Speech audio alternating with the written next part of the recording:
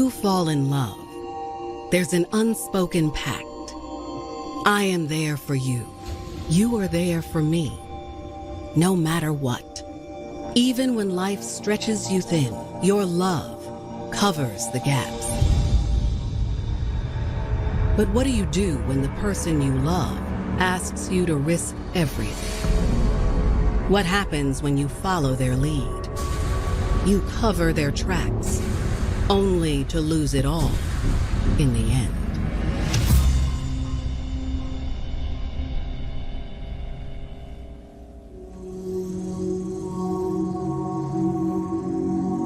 November 9th, 2015. It's a warm fall night in Macon, Georgia, a quintessential town in the middle of the state. People like to think Atlanta is the heart of Georgia, but Macon gives you the traditional feel of Georgia. It's small, it's quaint, it's the peach of Georgia. These are very good-hearted people who live in this town. Everyone knows everyone. But just before midnight, the sound of police sirens shatters the tranquility of this small town. A man called in from a local pizzeria. He had been shot in the stomach, and he couldn't stop the bleeding. When first responders arrive at the pizzeria, they find the victim fighting for his life. He's barely conscious, lying in a pool of blood, in and out. He was in really bad condition. His clothing was soaked in blood. They don't know if he's going to make it or not. With an armed suspect on the loose, police are on edge. But finding the gunman is only half the story. Police will soon uncover a vow of devotion that led one woman to take extreme measures. They didn't know how deep this story would go. She was willing to put everything on the line for the love of her man.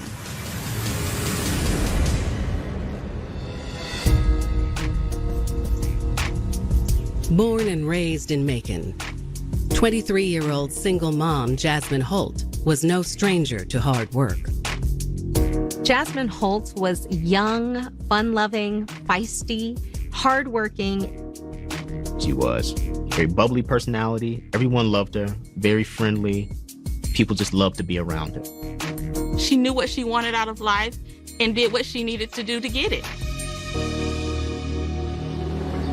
Jasmine hustled hard, balancing 3 jobs to support her 2 young daughters.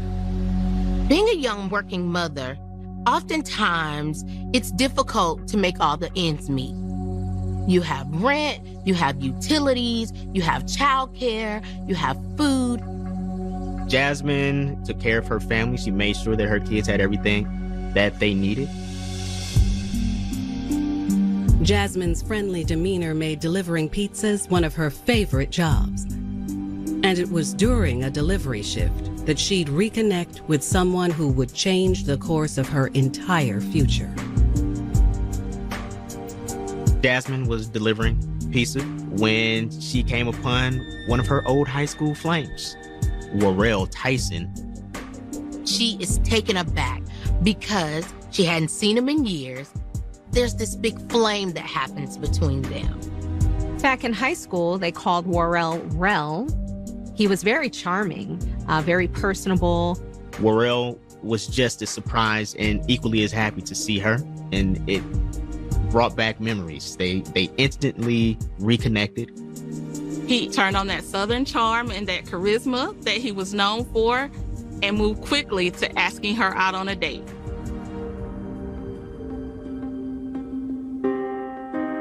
From then on, the relationship between Jasmine and Warrell was on the fast track. So they go out on this date that same weekend, and there's just really this kind of powerful chemistry between the two of them. The conversation's good, they're vibing, there's a lot of laughter, there's a lot of flirting.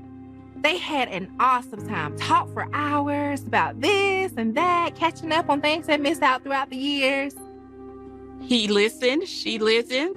They were able to connect with each other on a deeper level. She was giddy. She was smiling from ear to ear. She was like a schoolgirl with a crush. The attraction wasn't just emotional. Jasmine and Worrell quickly remembered the heat of their high school relationship.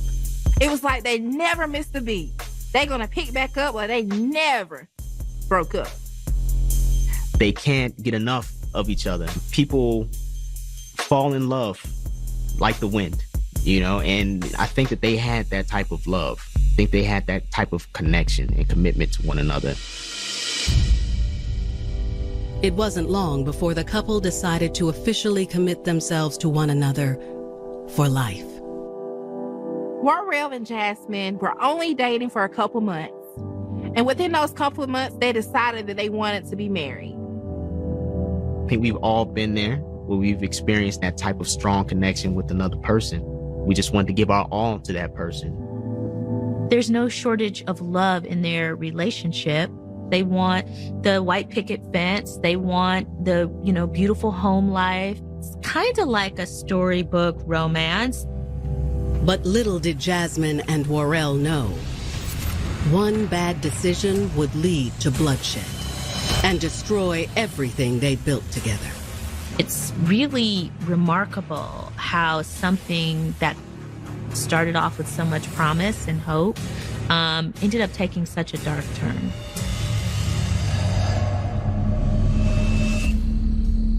November 2015. Police are trying to get to the bottom of what went down during a shooting at a local pizzeria.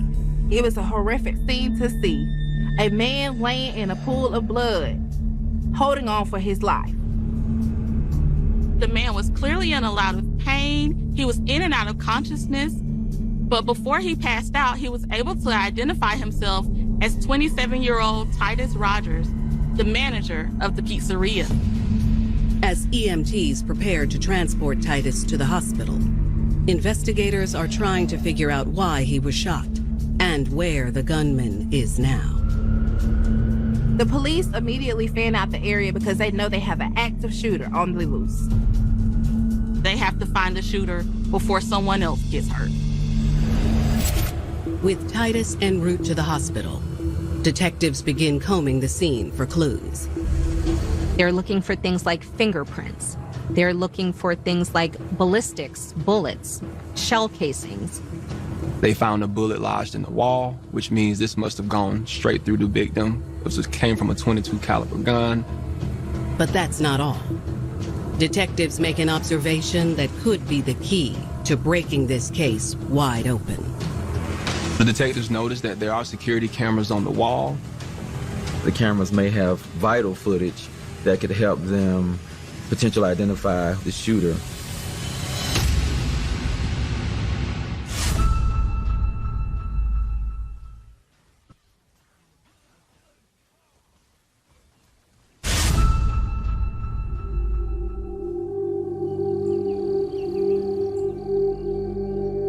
"23-year-old Jasmine Holt was happier than she ever thought possible. After reconnecting with her high school sweetheart, Worrell Tyson. You can definitely tell the chemistry was there, physically and emotionally. After just a couple months of dating again, the couple decided to make things official and got married in an intimate backyard ceremony. Jasmine was madly in love with her husband. I mean, she was just over the moon, starry-eyed in love with this guy. Jasmine is caught up in a whirlwind of love. But that whirlwind would soon send Jasmine's life spinning and cause her to risk it all. She would do anything to show her love for him, even if that means breaking the law. November 9th, 2015. Police are on the hunt for an armed robber that left 27-year-old Titus Rogers in critical condition during a shift at the pizza shop he managed. The police got a serious job on their hands. There's still a shooter at large. As Titus fights for his life at the hospital, police are combing the crime scene for evidence that could lead them to a suspect. The crime scene investigators recovered a .22 caliber projectile or bullet from the wall of the pizza shop. Recovering the bullet is a win for investigators. But they also notice another potential lead: security cameras mounted throughout the store. They are hoping that the footage will give them details to what happened during this crime. Those surveillance cameras will have some video evidence that can show them who the shooter was in this case. However, they won't be able to get their hands on the footage just yet. Unfortunately, they can't access these videos until the manager gives them access. He's the only one that has access to the cameras, and he is currently in the hospital. Detectives head to the hospital, hoping doctors have been able to save Titus's life. And they're in luck. Once they get there, they're relieved to know that he is actually in stable condition, and that means that he will be able to speak to them. Upon making contact with Titus, detectives ask if he can help them access the surveillance footage from the restaurant. They let him know that security cameras at the store could help with discovering who the shooter was. Unfortunately, though, Titus has some bad news. Titus informs the officers that the cameras had just been turned off. The cameras were off because the pizzeria was going through renovations and they hadn't had the opportunity to turn them on yet. It's a blow to detectives, but they're still hoping Titus can remember some details that will help them solve this case.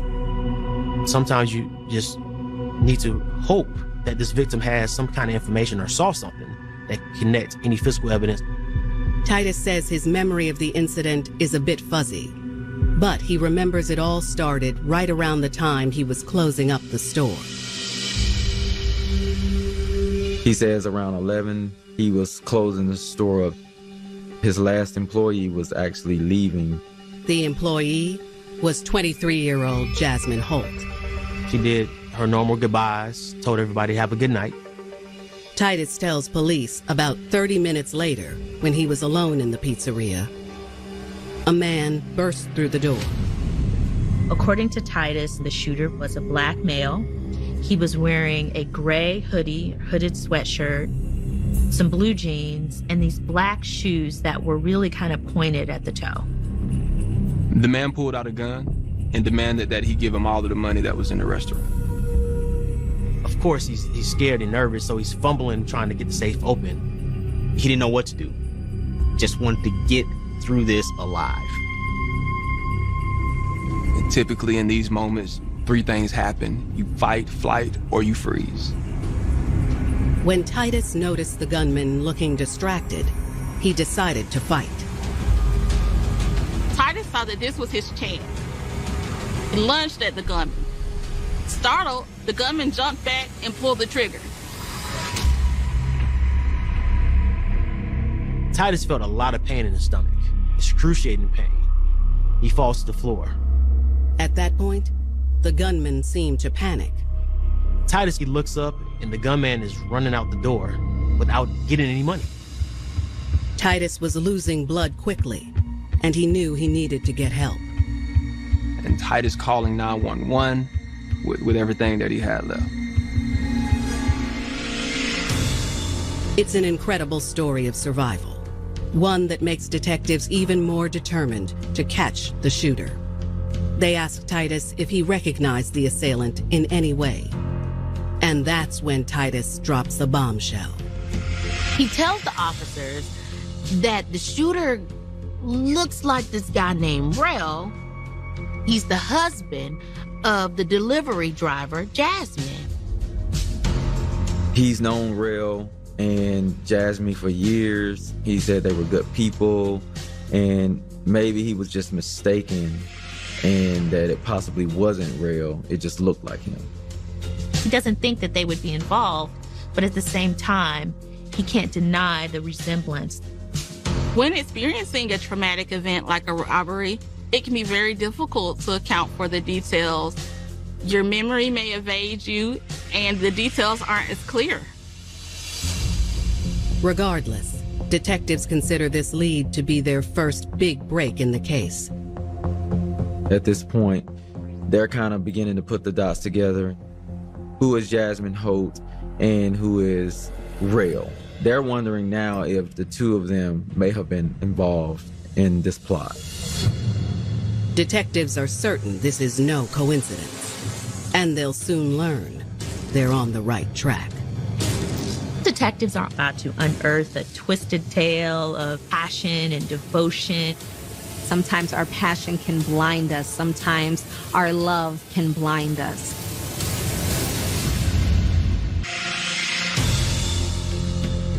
November 2015, Macon, Georgia. Police are on the hunt for a gunman who attempted to rob a local pizza shop and nearly killed the manager when things went wrong. This is a small town. News gets around quickly, and things like this don't happen every day. It caused a lot of confusion, a lot of worry. People want to know who did this. When detectives speak with the victim, Titus Rogers, he says the assailant resembled the husband of one of his employees, Jasmine Holt, and Jasmine was the last person to leave the shop before the gunman entered. It's really suspicious. So they need to get back to the office to do some digging on Jasmine and her husband. As the morning hours stretch on, detectives run background checks on Jasmine and her husband, Worrell. It's soon clear that this isn't Worrell's first run-in with the law. He is no stranger to the law. He has previous convictions, gang affiliations. Jasmine's record, however, is quite the opposite. They find that she has absolutely no criminal history. She is as clean as they come. She's never been arrested, never been in trouble. From the looks of Jasmine's social media page, she even seems distraught by the news of the attack on her manager. She's asking people, her friends, her followers, to pray for Titus because he's been shot in this armed robbery. She seems to show and express real genuine concern for what happened to him. Regardless, investigators take Jasmine's posts with a grain of salt. Investigators are also pondering whether or not Jasmine Holt is as innocent as her social media posts implicates. Detectives obtain an address for the couple and head over to the residence. When they approach the home, they recognize Jasmine sitting on the front porch. When the police detectives arrive, Jasmine is taken aback. Police ask, can they see and speak with her husband, Worrell? Jasmine seems confused as to why police would be asking for her husband, but calmly complies. She says that he's inside and she'll go in and get him. Moments later, Worrell appears. Worrell was very nonchalant as he came out the door. He was kind of relaxed, not sure why the police were there. Detectives tell the couple that they need to come down to the station with them to answer some questions about the robbery at Jasmine's workplace. They seemed to be very casual. They agreed. They said the kids were in school and they had time, so sure, why not? Back at the station, detectives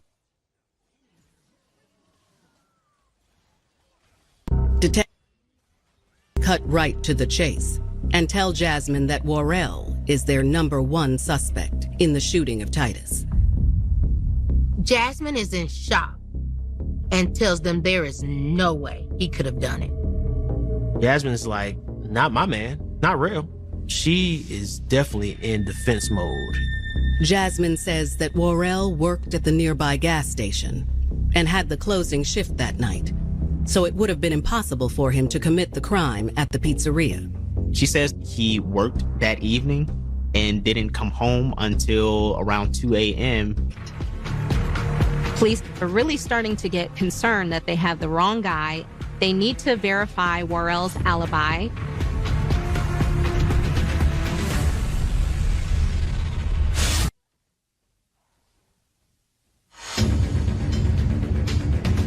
November 10th, 2015, Macon, Georgia. It's just one day after a botched robbery at a local pizza shop that nearly killed the manager, Titus Rogers. Police think they have the man responsible in their crosshairs, and that he's married to one of the pizzeria employees, Jasmine Holt. But Jasmine insists her husband, Worrell Tyson, is innocent. She continues to deny it, to brush them off, and she repeatedly told them that her husband could not be the gunman because he was at work all night. Jasmine said Worrell would never shoot Titus because that was their friend. Getting nowhere with Jasmine, detectives decide to move on to Worrell. But he's even more uncooperative than his wife. The police explained to Worrell that he's been identified as the robber by Titus, the manager at the pizzeria. Worrell laughs and says that that's impossible. Worrell makes the same claim as Jasmine. He says that while the robbery was taking place around 11:30 p.m., he was busy working at his gas station job. Worrell told them that he was at work all night. He clocked in around 4 o'clock p.m., and he walked home around 1:25 a.m. No matter how hard police detectives push Worrell, he is adamant that he had nothing to do with the robbery that evening. If Jasmine and Worrell are telling the truth, and Worrell really was at work that night, perhaps Titus was mistaken when he said the gunman resembled Worrell. He said the guy kind of looked like Rel, but he wasn't sure. It was dark. His face was partially covered. He couldn't really see who he was. However, before detectives can release Worrell and Jasmine from custody, they need to confirm Worrell's alibi with his supervisor at the gas station. So detectives go to the gas station that Worrell works at. They talk to his boss. Worrell's boss confirms that Worrell is a good worker. He's a good person. He's never given him any trouble or problems. And yes, he was actually working here on November 9th, the night that the robbery of the pizzeria happened. Could Worrell really be innocent? The detectives are incredibly frustrated. They feel like they're out of luck and that they're starting back at square one all over again. But before detectives leave the gas station, they decide to throw one last Hail Mary. They ask the boss if they can check their surveillance cameras to just verify that Worrell was in fact working that evening. Sure enough, they see Worrell depicted in the video. But what Worrell is wearing in the footage sets off alarm bells for detectives. He is wearing a white t-shirt, and he's wearing jeans, and he's also wearing a pair of black pointed shoes. This is a key piece of information because it's almost exactly the description that was provided by Titus. And it's quite the opposite of the description provided by Jasmine when asked what her husband had been wearing that night.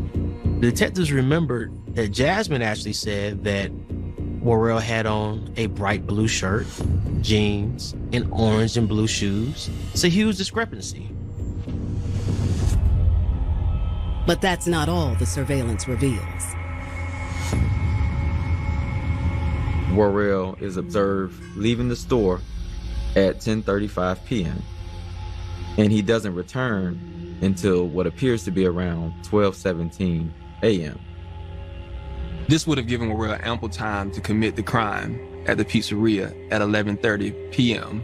and turn around and make it back to the store by 12:17 a.m. if someone had given him a ride. Detectives suspect that someone could have been Jasmine. Detectives are now feeling more confident that they can make a case against Jasmine and Worrell. To secure a conviction, they really need this last critical piece of evidence connecting him to this armed robbery. They need to find this gun. With a search warrant in hand, investigators head back to Jasmine and Worrell's residence. Police are searching the house high and low. They're checking every crevice, every corner of this house. It isn't long before they hit pay dirt. During the search, detectives quickly recovered the gray hoodie that Worrell's seen wearing in the surveillance video and the black pointy shoes. And then they find the gun, the .22 caliber that matches the bullet that was used at the scene of the crime. That was an incredible find for the detectives. That was literally the smoking gun. Armed with this new evidence, detectives decide to take another crack at the couple to see if they'll confess. They have a lot more facts, more pieces to the puzzle, and it's a game of chess now. It's soon clear that this time, their suspects' loyalty to each other has wavered. Here you see trust, betrayal, a lot of miscommunication in regards to how they felt that things should have played out. She went the distance for her man, and Worrell pretty much threw her under the bus.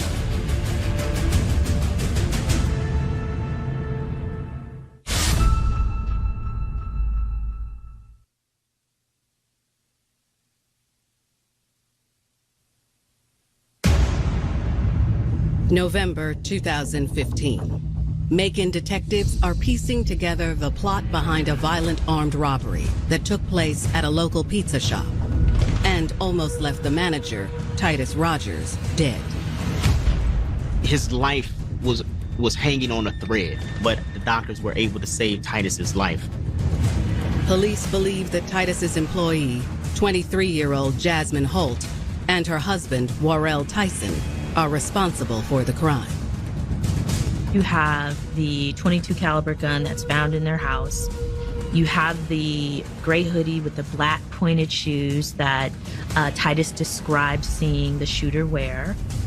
You have Worrell, who has that window of opportunity where you see him leaving his place of employment during the time of the armed robbery. Armed with this new mountain of evidence, detectives decide to interview the couple a second time, in hopes of getting a confession. This time, they start with Worrell. Police present to him this new evidence that they have. They say that they know that he's done it. Worrell's stoic demeanor begins to fade. Worrell knows that he's caught. He knows that there's no way out of this except to tell the truth, and to accept whatever consequences come with that. Worrell admits he's the one that shot Titus. Worrell confessed that he went into the store and held Titus at gunpoint. That's when Titus lunged towards him. He got scared, and that's when he pulled the trigger. Worrell wastes no time implicating his wife, Jasmine, in the crime as well. He admits that she was the getaway driver. She was in on the entire plan. When Jasmine got off of work, she picked him up, dropped him off at the pizzeria, went down the street. After shooting Titus, Worrell knew they had to get out of there quickly. He ran out of the store where Jasmine was waiting for him, and she drove him back to work at the gas station. It's the confession they've been waiting for. But police want to hear it from Jasmine as well. They decide to let Worrell talk to her, with the cameras rolling. They observe the two together to see if they can get any more information.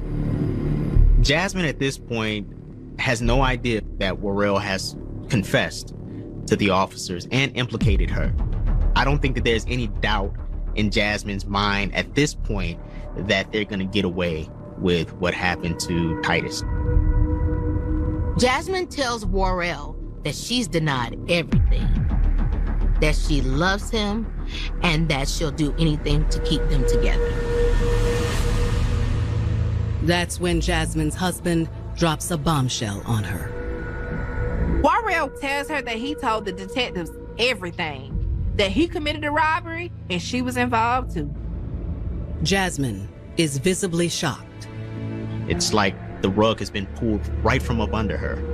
This entire time, she went the distance for her man, and Worrell pretty much threw her under the bus. She can't believe after everything she's done for her man that he has put her in this position right now. She lied for Worrell. She stood strong with their story. For him to turn around and spill all the beans. She felt betrayed. She felt hurt. After her conversation with Worrell, a heartbroken Jasmine agrees to give her own confession to detectives. She has no choice but to, at this point, tell everything that has happened because Worrell has already, in essence, confessed and implicated her. She tells police that none of this was her idea. She's hardworking, she's a mother, and she never wanted to be involved in a crime like this. Here we have someone that kind of just got themselves caught up in like this web, and it got out of control, and it just really went somewhere she, I think, had not planned for it to go. Jasmine tells detectives the robbery plot was hatched out of desperation. She explains to them that they have just had a hard time making ends meet, frankly. They were just in so much debt. Regardless, Jasmine never expected her husband to suggest a robbery as an answer to their problems. When Worrell first came up with this idea of, doing a robbery, Jasmine was not with it. But he was persistent. He really was trying to sell her on this idea that this was their ticket to some fast cash to help their family. It would be a one-time only thing. They would never have to do this again. And they would just have so much less stress on them about finances. She loved him. She loved their family. He meant everything to her, and she didn't want to disappoint him. He sold her on it, and she really wanted to just please him and support him in his effort to support their family. Jasmine says they considered where to rob, and Worrell pushed for the pizzeria because it felt like less risk.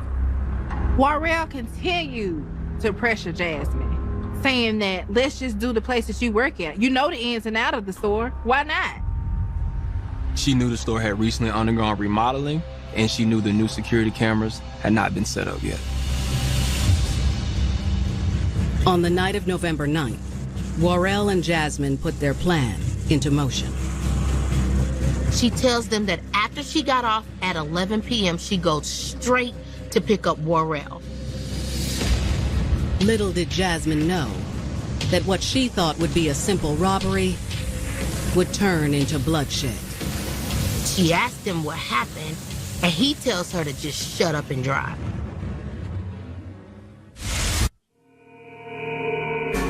In the case of Worrell, it seems that he was concerned mainly with himself. It almost appears that his confession was in hopes that he would get a more lenient sentence. He was so willing to throw Jasmine under the bus, whereas Jasmine was completely devoted. She was willing to lie and to risk it all for him, and he wasn't willing to do the same.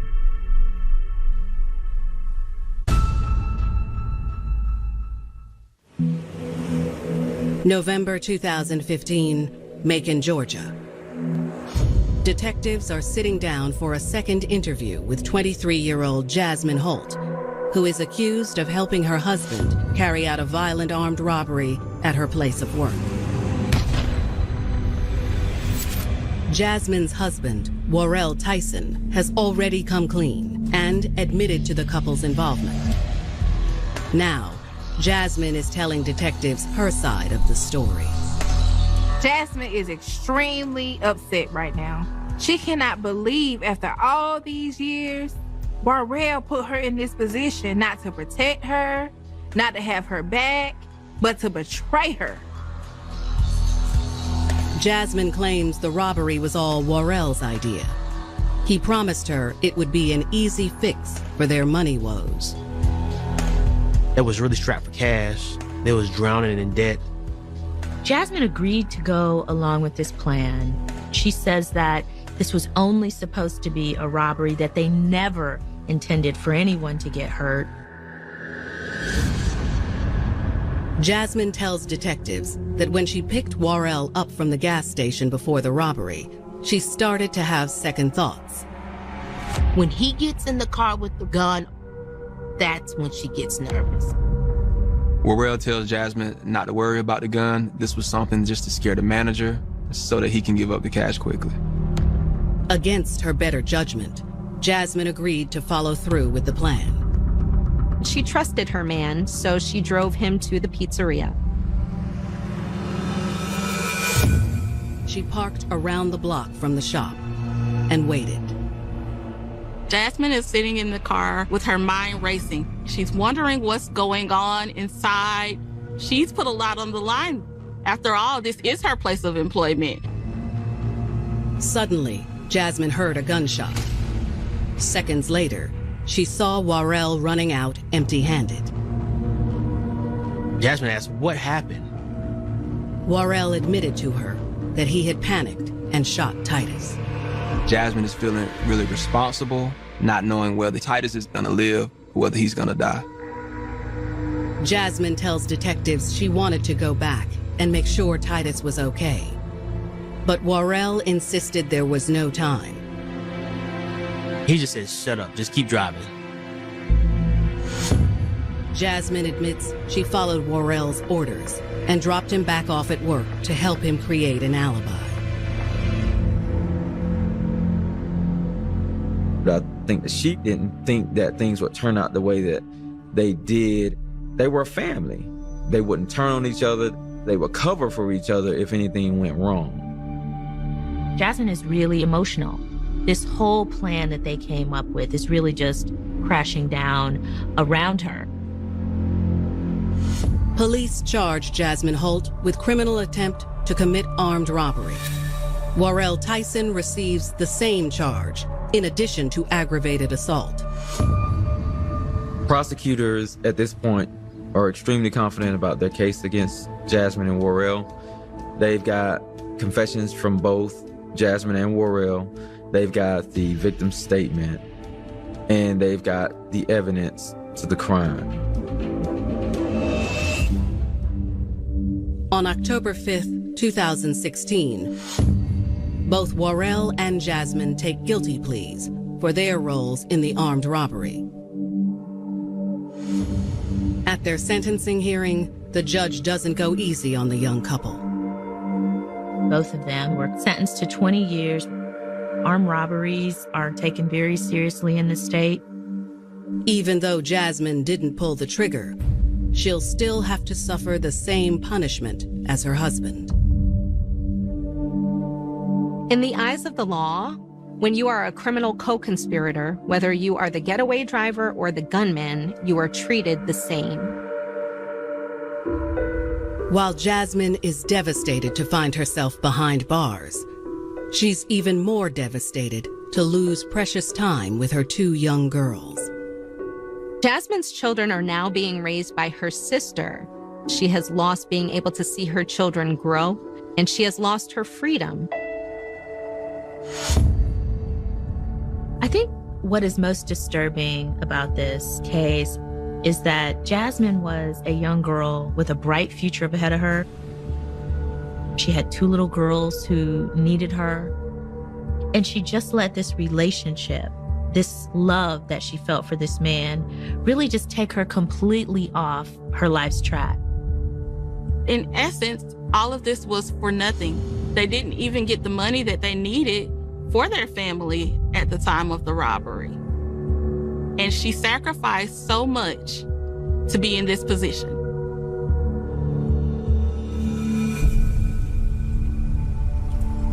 When you sign up for a life with someone, you expect trust and loyalty, especially when you agree to take a risk for them that could cost you everything. But if loyalty is lost and betrayal creeps in, the scars it creates can run deep enough to destroy your life from the inside out.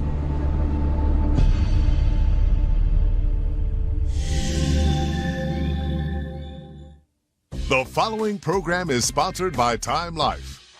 It's the biggest, blackest. I ain't scared of you, mother. Groundbreaking, star-making. Come in, girl. Dopest, deafest comedy show of all time. Ooh, girl, that is my jam, girl. And now it's back. What's up? Time Life proudly presents the Def Comedy Jam All-Stars. I myself used to have the most dangerous job in Washington, D.C. I used to deliver pizzas for Domino's. They would rob me every day, man. I come to be like, hey, buddy, here's your pizza. Great. Put it on the table. I had to get a gun, man. I used to bust them people's apartments, just domino.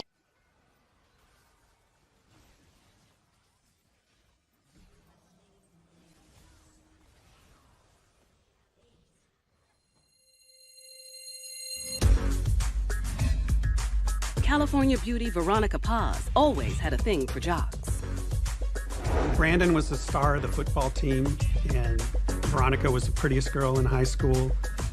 They seemed like the perfect couple. But when a rival competitor enters the picture, she must make a deadly choice. She drove that kid up there for his execution. There's someone either passed out or dead, and you hear blood from the back of his head. No! They were a lethal team and would do anything for each other, even kill.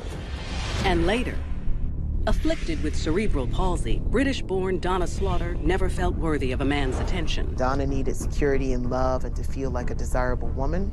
So when she meets a man who gives her all of those things, she's willing to do absolutely anything for him. Jason had him sign the insurance doc, but Donna insured the payout. She would do anything he wanted her to do, even murder. There are hundreds of thousands of women in prison at any given time in the U.S. These are the true stories of women who committed heinous crimes in the name of love. For my man. Born beautiful, Veronica Paz grows up pampered in sunny Orange County, California, and she loves every minute of it. She was the only daughter. She had 2 brothers, and she was the princess of the family. And she grew up expecting the same treatment from the rest of the world. Although the lovely Latina's not one to rest on her laurels, she excels in academics as well, even rising to the top of her class. Veronica was a very good student. She'd be named Citizen of the Month, and teachers all had great things to say about her. By the time she's 17, the girl with beauty and brains is admired by everyone around her, especially the boys. They can tell she's something special. Veronica was a catch. Very popular, and she seemed to really like the attention. She knows she could have the pick of the guys, but one stands out among the rest, the star running back Brandon Perry. He's a year behind Veronica, but just as popular as the senior. Brandon was considered a very good athlete, especially in football. Had received some attention from colleges. He was sort of like Veronica's opposite gender equivalent. He was popular, he was attractive, and he was admired by everyone in the school. Even though Veronica still enjoys flirting with other boys, she and Brandon quickly become an item. Though after a year, the allure of dating a high school star suddenly loses its appeal when she graduates and starts working in the real world. She was a checker at a supermarket, and she was a teacher's aide. Veronica had a couple jobs to help the family financially. While she juggles between Brandon and her work responsibilities, her boyfriend's grades start to plummet, hurting his chances at stardom. He just seemed to kind of lose interest in school, and then his senior year, he was ineligible for sports, even though he was the star of the football team. So he decided to drop out of high school, and now he really wasn't doing anything with his life. Veronica's not pleased with Brandon's lack of ambition, and for the next few years, the two struggle with the typical ups and downs of young love. He was at home playing video games pretty often, and oftentimes calling Veronica to see what she was doing. When we're looking at adolescent relationships, sometimes they can be very intense. You didn't tell me you were going to work today? Yeah, I told you I was picking up a shift. Veronica did seem to have a genuine love for Brandon, but she was young, and so she wanted to see what else was out there. 3 years after high school, the couple is still holding on tight to their love when Veronica lays eyes on 17-year-old Diego Gonzalez Sanchez, the new bagger at her job. Diego was living with his family, going to a local high school. He was in his senior year. He was the captain of the wrestling team. She can't help but notice his good looks and natural prowess. Diego was a star athlete, just like Brandon. And Veronica saw her opportunity to go back to dating the star athlete once again. So she told herself, I really want this guy. And Diego's not complaining. Diego was very interested in pursuing Veronica and hooking up with her, like any 17-year-old boy would be if he's being flirted with a 21-year-old woman.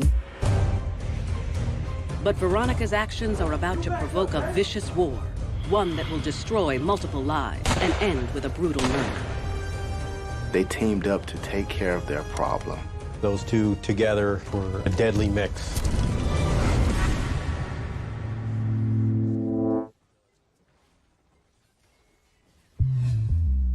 In Orange County, California, 21-year-old Veronica Paz finds herself attracted to her new co-worker, high school senior Diego Gonzalez Sanchez. Diego got a job at the same supermarket where Veronica was working. He was a bag boy. She was a clerk. Veronica doesn't care that he's only 17 or that she's on again with her 20-year-old boyfriend, Brandon Perry. She uses all of her best moves to play the younger Diego. She was very flirtatious. She knew that she was beautiful, and she knew that she could get him. A couple of weeks later, her charms do the trick, and the two drive to a secluded spot together after work. They soon find themselves steaming up the back seat. They started to have mad, passionate sex with one another. Jumping into a sexual relationship is really not a good idea, especially if you're young, because one person may be enamored with the sex and you end up having that very unbalanced relationship. One in it for sex, one in it for the real thing. After that, the couple's road trips become routine, but they're careful to keep their affair on the down low. Veronica was still dating Brandon, and she really still cared for Brandon, but Diego just had more to offer. But when she hints at being exclusive, the teenager casually brushes her off. From Diego's standpoint, this was a sexual thing, so he wasn't looking at Veronica that way. This is new territory for Veronica because she's never been turned down before. And so she perhaps now wants a thing that she can't have. So now she tried much, much harder to get Diego. As discreet as they try to be, it doesn't take long for word to get back to her boyfriend that Veronica's seeing someone on the side. Brandon immediately confronts her about Diego, but she flat out denies the relationship, and he believes her. She said, oh, him, that boy's always bugging me. He's always chasing me. I don't like him. I don't want anything to do with him. Brandon vows that if he ever runs into Diego on the street, he will make him pay for trying to put the moves on his girl. Here, Veronica is rejected by Diego, but she's got a go-to guy, which is Brandon. And now Brandon is showing all of this jealousy. So now in her mind, he's showing me the attention that I can't get from Diego. But I still want Diego too. A few months later, while continuing to date Brandon and enjoying her secret trysts with Diego, Veronica pushes the high school wrestler for more. When he refuses a second time, her blood begins to boil. Not only was she humiliated by this young guy, but it made her really, really angry because she realized that she was just being used for her body. That summer, Veronica's two worlds collide when she and Diego find themselves at the same party, and then her boyfriend shows up. When he sees his girl with the man he thinks is cutting in on his territory, he becomes enraged. He wanted to defend his girl's honor, So quickly there was a confrontation between Diego and Brandon. What's up? What's good? Veronica silently watches as the two men in her life face off and something clicks. What's up, man? What's up? In her mind, Veronica really saw Brandon as being her knight in shining armor, rescuing her from the guy who rejected her. But the star wrestler isn't backing down to the football has-been. Which pushed Brandon's buttons even more, and there seemed to be some type of a macho standoff between those two. It got really ugly, and then all of a sudden, one of Diego's friends pulled out a gun. Man, you good? Oh, what's up now? Okay. Not wanting to take any chances, Brandon yields. Back up. That's how it is? He grabs Veronica and the two take off. Fueled by rage and disgrace, the high school sweethearts decide Diego's days are numbered. So done. I swear it's so Veronica, as well as Brandon, were completely humiliated by Diego. They decided together they're gonna get rid of this problem. Brandon now feels like, wait a minute, you dissed me in front of my woman? You know, I'm gonna get revenge. Veronica is thinking, wait a minute, you dissed both of us? Well, I want revenge too. Their combined humiliation turned them into a lethal weapon. So the young couple comes up with a flawless plan to kill the teenage jock. A few weeks later, Brandon gets a gun, but tells Veronica that she needs to buy the ammunition since he's still a few months shy of 21. She does. Now all they need to do is figure out a way to get Diego alone without raising suspicion. The stage was always set for it to happen. It just went to when's it gonna happen? 1 month later, around 11 p.m., the opportunity presents itself when Veronica gets a call from the man of the hour, suggesting they go for one of their usual rides. Bad timing for Diego to have called her because Brandon was there. Brandon said, okay, that's it. Arrange to meet him and we'll take care of him. She's gonna do whatever Brandon asks her because she realizes he's not bluffing. He wants revenge against Diego, and she's gonna help him in every way to do that. How about I pick you up? Veronica tells Diego she'll come get him and heads out to set the plan in motion. Diego tells his family he's going to meet Veronica and leaves the house. Veronica picks him up near his residence. The teenager is clueless as to the horror that awaits him. As Veronica drives to a secluded spot, she knows she can easily back out of the plan, but instead she never gives her lover a heads up. She could have told Brandon I couldn't find him. He never made it to the corner where I told him to meet me. When they part, she lures Diego into the back seat where the two start kissing. It's so hot and heavy that he doesn't hear a car pull up. Veronica and Diego were really making out. And then all of a sudden, there was a tap at the window. And later, in Georgia, Donna Slaughter will sacrifice everything so she can hold on to the only love she's ever known. Even though it was tainted and twisted, she was willing to do anything for him.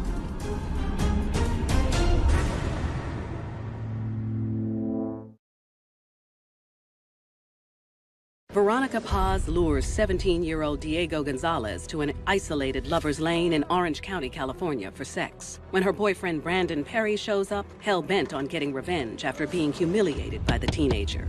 He pulls Diego out of the backseat at gunpoint. Veronica jumps out of the car and stands by her boyfriend as he confronts the man who embarrassed them both. Brandon and Veronica are standing side by side. Diego in front of him. Come on, man, just put it down. Diego took one step forward, and at that moment, Brandon shot Diego in the head. To be sure he's dead, Brandon shoots him in the head again. If the first shot to the forehead didn't kill him, the second shot certainly did. In that moment, emotions were flying high. This was going to be the culmination of their revenge and the humiliation that they went through, and she just wasn't gonna stop at this point. Before anyone spots them, the duo tries to get rid of the body, but their idea has a flaw. They tried to actually burn Diego's body with diesel fuel. That didn't really do the job because diesel fuel isn't as flammable as petroleum, regular gasoline. Although the body burned a little, it didn't get rid of the evidence. In a panic, the pair take off and call a couple of their pals to be their alibis. They got their friends to agree to say that they were at their houses during the murder. Veronica and Brandon go to sleep in their respective parents' houses, believing their secret is safe.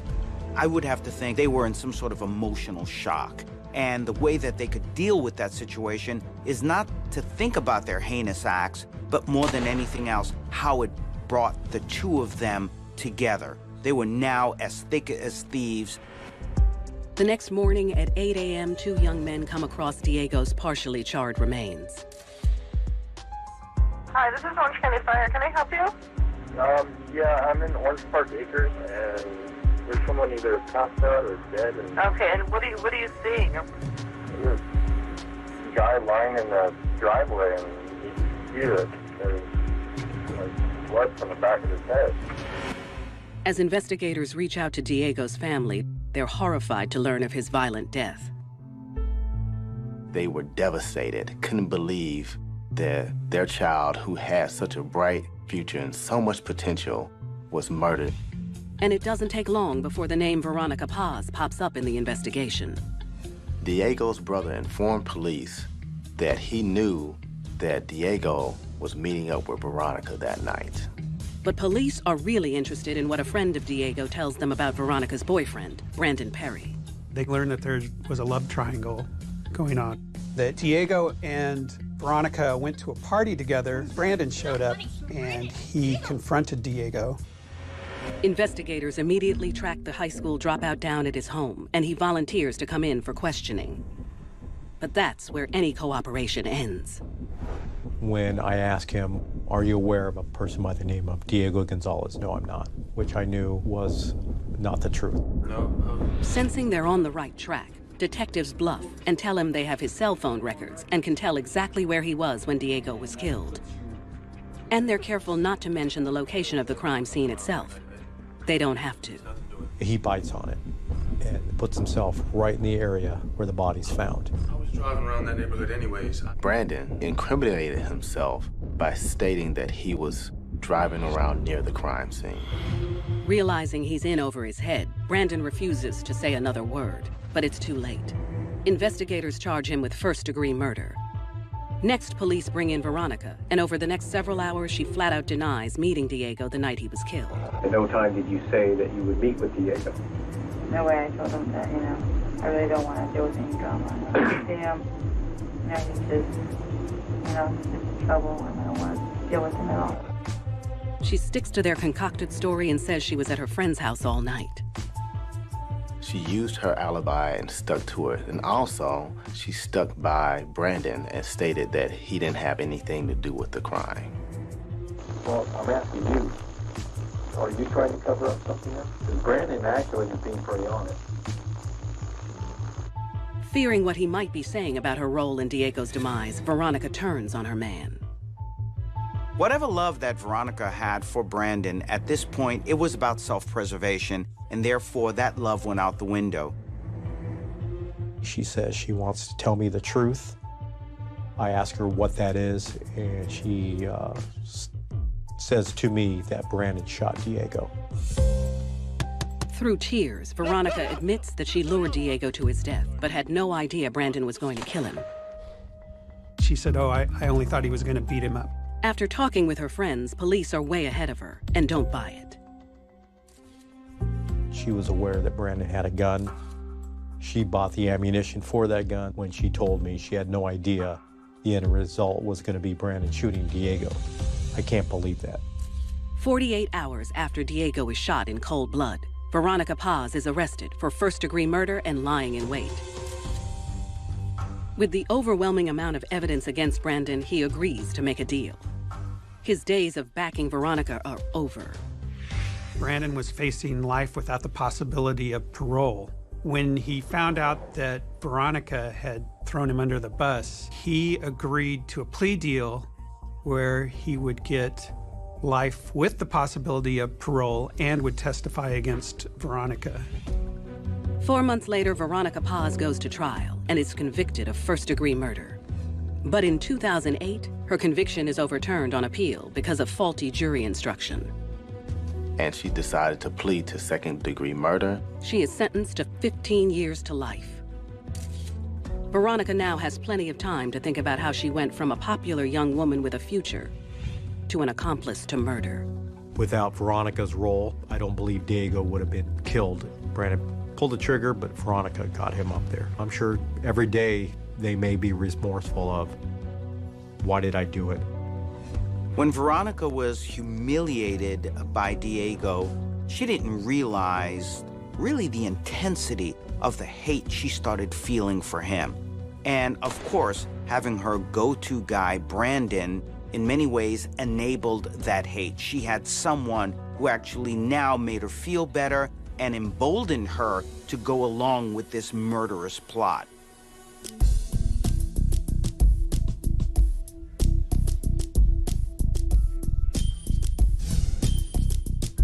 Veronica Paz was swept up in her boyfriend's deadly plan to prove that three's a crowd. Donna Slaughter's devotion to her man will lead her down a similar path. England native Donna Brimble has always struggled to fit in because of a developmental disorder. Donna's got cerebral palsy, and she walks with a real strong gait. She has trouble keeping her balance without the use of a cane. Cerebral palsy is a neurological issue where people have abnormal brain development, and it causes a lack of coordination of muscles and movement. With a strong support system behind her, Donna does the best she can to live life to the fullest. But she wants more. Her family wasn't wealthy. However, they were able to make certain that Donna had any and all of the things that she needed. But she wanted to be like anybody else. She wanted to have a normal life. She wanted to love. By the time she's 30, she can no longer ignore her needs. With few friends and no romantic relationships, she gives online dating a try to find that special someone. This is the way for her to open up her life and her world to other people, because she wasn't going to have that opportunity at home. And it's not long before a 23-year-old American man from Delaware named Jason Slaughter contacts her, and she's immediately taken in by his charms. They talked with each other, and they even exchanged pictures. Jason knew all the right things to say. Donna was starving for attention, and no one ever talked to her in that way before. Therefore, it was something that was gratifying to her. The pair talk daily, and Donna reluctantly admits she doesn't work because of her cerebral palsy. But Jason doesn't seem to mind. In fact, he wants to come clean about his own past and have no secrets between them. I have something to tell you as well. Jason told Donna that he was bisexual, but he told her, this is no longer who I am. Because of you, I want to be with you. I'm in love with you. So that's making her feel even better as a woman. But what she doesn't know is that her new love has more than one secret. He's actually an ex-con with a criminal record who lives off of his petty scams. Jason would take out renter's insurance and later, after a month or two, vandalize the apartment, write hate messages all over the building, and file claims with insurance companies. Jason was a con man and a master manipulator. After a few months of chatting back and forth, Jason insists they meet in person, and Donna jumps at the chance. When you already have a physical limitation, you feel like nobody wants you, nobody will love you. This may be my only chance at true love. So let me grab it and hold on to it for dear life. She decided she was going to leave the UK, come to the United States. She met Jason in Delaware, and he was everything she thought he would be, especially in her fantasy world. And they got along just great. So in her mind, it was the perfect union. And now that Donna's found a man, she's willing to do his bidding and destroy anyone who comes between them. Teamwork. Let's go. She was completely devoted to him. Come on. She's going to go through the fire for and with her man.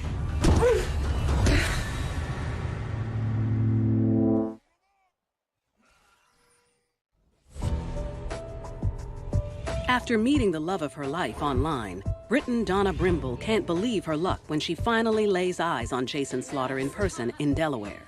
And he's everything she had hoped for. They had not been boyfriends in the past, and nor was she ever really in a relationship with anyone else. Donna had cerebral palsy. She was frail. She walked with a cane. And here comes Jason. He's sexy. He's good looking. He's telling her, I will love you. I will be with you, despite your physical limitations. After making love for the first time ever, Donna is on cloud 9 and even more committed to him. I believe she fell hard and completely, unconditionally in love with Jason Slaughter. In healthier relationships, we see that it's not just about the sex, but it's about emotional intimacy. So this is everything that Donna wanted, and therefore, for her, that was the optimal relationship, emotionally and sexually, and having both together. I have a surprise for you. So when Jason asks her to marry him after only a few days, she accepts without hesitation. Out of all the women in the world, he wanted her. He loved her. But I think for him, she represented someone who was a means to an end. Just months later, the couple marry at a Delaware courthouse, and Donna never sets foot in the UK again. All she cares about is being Mrs. Slaughter. She lost contact with her family, all of her support. She was all in with her relationship with Jason. To start their new life together, Jason rents them a quaint little house in Mock, Georgia, just a couple hours south of Atlanta. With a population of 1,600, they have all the privacy they need as newlyweds. You're not gonna have the nosy neighbors. The next person maybe 5, 10 acres away. As the two settle in, Donna's joy is only matched by her love for Jason. I'm sure it was going really well. You know, you're a new couple, newlyweds. I'm sure they were incredibly happy for a while. Although within a few months, it becomes clear that without a steady income, they're going to sink deeper into debt. Jason's not working, but he has some savings from previous jobs, maybe some previous scams, some other things. He has a savings account built up. That's starting to dwindle down. And Donna can't help but notice Jason spending more and more time online. But she has no idea he's suddenly searching the internet looking for someone who might be able to pitch in and doesn't let gender stand in the way. So he was initiating new relationships with other people. And when he comes across the dating profile of a 21-year-old man named Michael Hagel, he can tell right away the young man is in need of some TLC and decides to reach out to him. Michael is somebody who lives in St. Louis, but his family is not a fan of the homosexual lifestyle. Not only is he lonely, but just like Donna, Michael has a disability that makes him insecure. One of his legs was longer than the other, had surgery with a hip implant, and he was getting a disability. They corresponded back and forth, and they became friends. Jason was a troll. He knew how to pick the right people who are vulnerable emotionally, physically, and sexually, and those were the people he targeted on. Believing her husband can do no wrong, Donna turns a blind eye to Jason's new friend, even when he visits him in Missouri. Whether there was intentional ignorance on Donna's part, we don't know. After just a few months, Jason tells Michael he's in love with him and asks his new boyfriend to move in with him in Georgia. Michael, believing he's met someone special, jumps at the chance for true love, just like Donna did before him. Michael had detached himself on his own volition from his family. And so he was more than willing to take Jason as a person who he would welcome the affection and the love from. That spring, Michael packs his bags and makes the 700-mile trek from St. Louis, Missouri to Mock, Georgia. Jason tells his wife he's invited Michael to be their roommate to help with their bills, and she couldn't be more thrilled. Wow, looks great. Jason was quick to explain it away. He's financial income. He's a supplement to their income. So it didn't raise any red flags for her. But when Michael gets there, he's shocked to find that Jason doesn't live alone, but instead is married to a woman. Jason is telling him, oh, you know, Donna is just here because she wants to have her citizenship. There's nothing going on with us.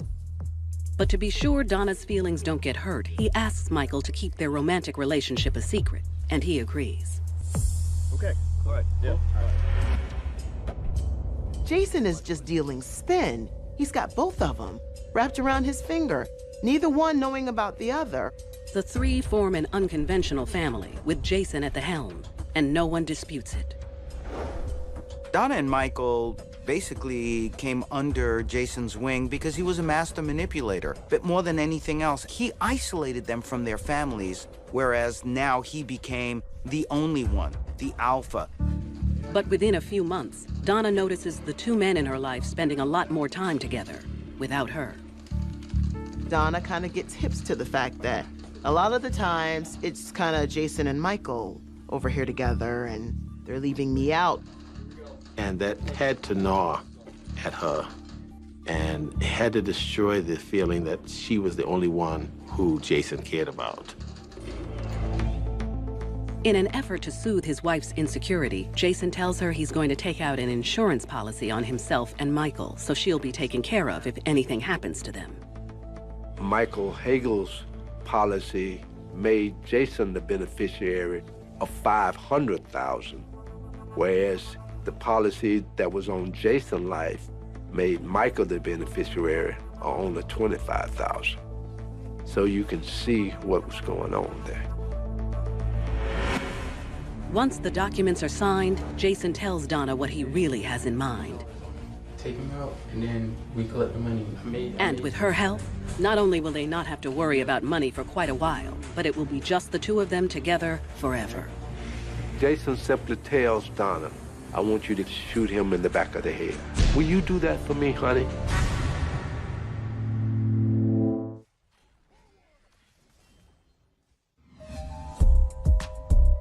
In Mock, Georgia, Donna's husband, Jason Slaughter, takes out a life insurance policy on his male lover, Michael Hagel, and asks his devoted wife to kill him. In her mind, this was a way to get rid of a rival. This was her way just to be alone with Jason. She was enamored, she was in love with him, she would have done anything just to be with him. So it doesn't really take much to convince Donna to go along with his scheme. She's thrilled to be back in her man's spotlight. Donna thought that Michael was a threat. There was also a need for money. And she was so much in love, I guess, with Jason that she would do anything for him. She has no idea that what she's agreed to do will cost her everything. Donna was willing to do whatever she needed to do for him, even murder. The next afternoon, Donna quietly loads one of her husband's guns and conceals it in the perfect place. She hid it in the laundry basket because she was pretending to be doing laundry. She snuck behind Michael while he and Jason were playing video games. Donna looks over at Jason and takes a deep breath. She knows she can't turn back now. She pulled the gun out, pointed it in the base of his head, and shot him. Michael is killed instantly. Come on, come on. Without hesitating, the two roll his body into a large plastic bin to avoid any more unnecessary blood on the floor, just like they had prearranged. Then, as Jason's done in his past rental insurance scams, they write racial and sexual epithets on Michael's skin using a bold black marker, hoping it will throw off police. They ended up putting KKK, hell, and gay verbiage on his body to make it seem like a hate crime. To seal the deal, they beat him in his arms and legs.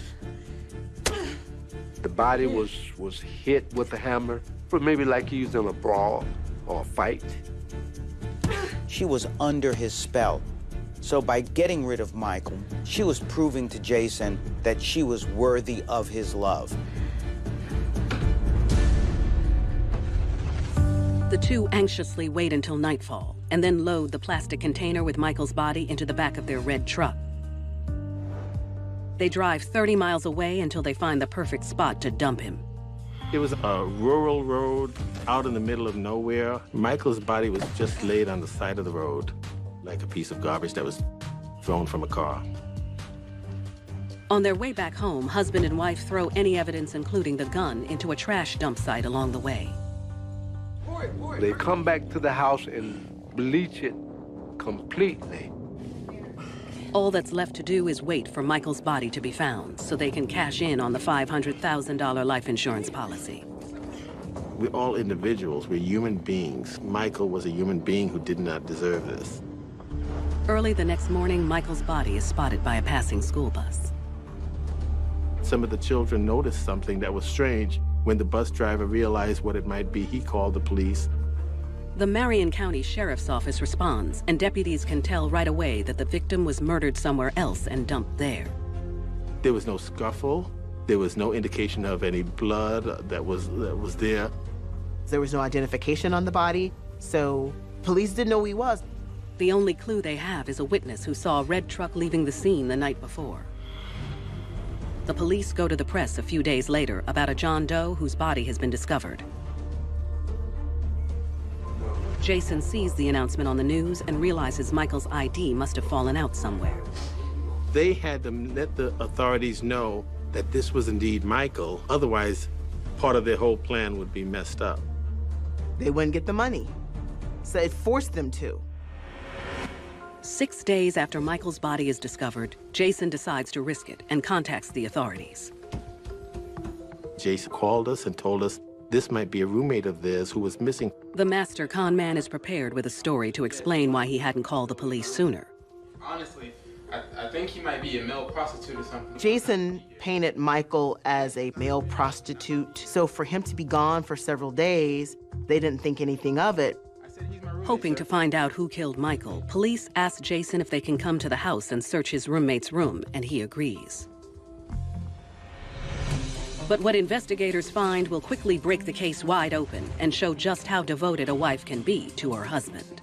There were just red flags and whistles and sirens going off. Nothing was going to stop her from protecting her man.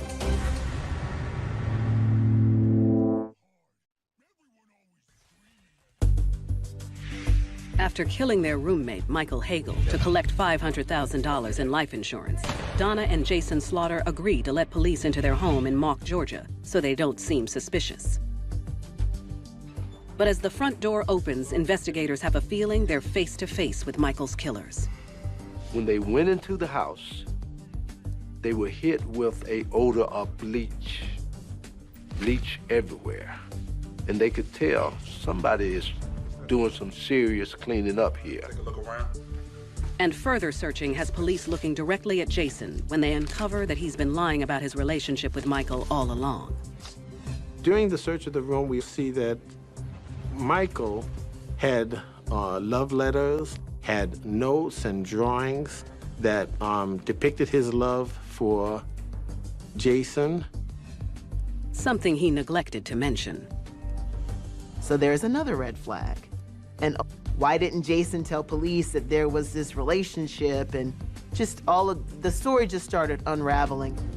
While Jason and Donna sit back silently, investigators are disappointed when they find no blood or a murder weapon.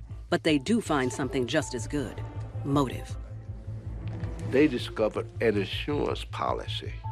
And they looked up the policy, and the policy was for $500,000 with Jason Slaughter being the beneficiary. But the final nail is an eyewitness who saw a red truck matching theirs at the dump site. Husband and wife are both taken into custody for the murder of Michael Hagel. Once she's alone with investigators, Donna doesn't take long to crack. She quickly confesses to killing the young man while Jason was sleeping. So Donna just immediately said she did it. And she claimed that in a jealous rage, she shot Michael. You need to believe me, I shot him. And this is exactly where I shot him. And she pointed to where she said she shot him. But she never once implicates Jason in the murder. Donna was totally devoted to her husband, Jason. Therefore, it's not surprising at all that she took the full rap for this. She wouldn't give Jason up because in her life, without Jason, she was nothing. Although police can't help being skeptical, especially when Donna claims that she got rid of Michael's body all by herself. Donna said that I did everything, and that didn't fly with the investigation. When you look at her, you know she could have never dumped that body by herself. It just didn't add up. But this woman loved Jason so much. Here again, she's still willing to go to bat for him. It's just what Jason had planned all along. So when police question him, he doesn't hesitate to turn on his wife. Jason denied involvement in everything. He put it all on her and said, oh, she did this. I wasn't involved at all. But police don't buy it. And neither does the jury.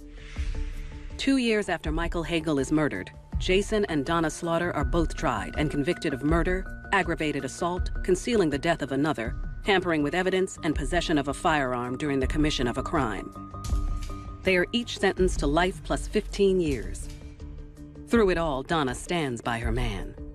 We offered to allow her to move to set aside her conviction and testify for the state, and then allow her to plead possibly to manslaughter. She would not bite, but she would not roll on Jason. She didn't help herself and her own case. She was committed to going down the same path that her husband went down. That's how much she loved him.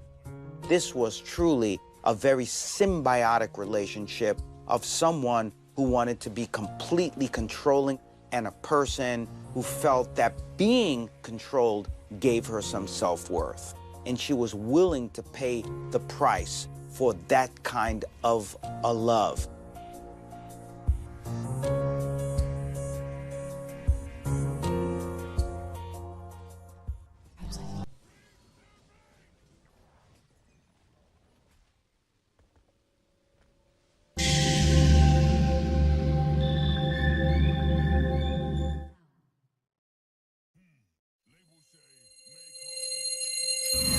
Tennessee native Vanessa Claude finds a distraction from her uneventful life with a sexy younger guy.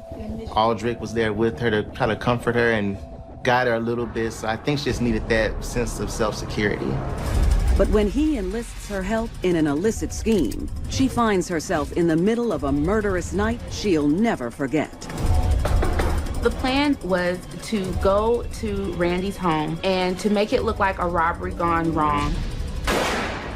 Absolutely, she's going to protect him. I ain't the one that pulled the trigger, man. And later, in Calumet, Illinois, Mary Ann Arnold finds true love right after high school. They became new parents, they started living together, they grew up fast. But when her relationship becomes one-sided, What's to say here about you and Lois? she'll move hell on earth to keep another woman at bay. Lois starts pleading for her life, and at some point she breaks away. It was savage and shocking the way things went down. There are hundreds of thousands of women in prison at any given time in the U.S. These are the true stories of women who committed heinous crimes in the name of love. For my man. Even though 25-year-old Vanessa Claude is old enough to be on her own, she chooses to live with her mom in her quaint hometown of Murfreesboro, Tennessee. She was kind of trying to figure out her way in life, trying to figure out where she wanted to go. Not everyone knows what they want to be when they grow up. It's really about trial and error. But if they're completely lost, then they can become at risk to a stronger personality. But for the time being, Vanessa makes sure she doesn't miss out on love when she starts dating 21-year-old Aldrich Lillard. She was young, and, he came along, he's tough-looking and built, hey, baby, how you doing? So I feel like she just got caught up in his charisma and his looks and his charm.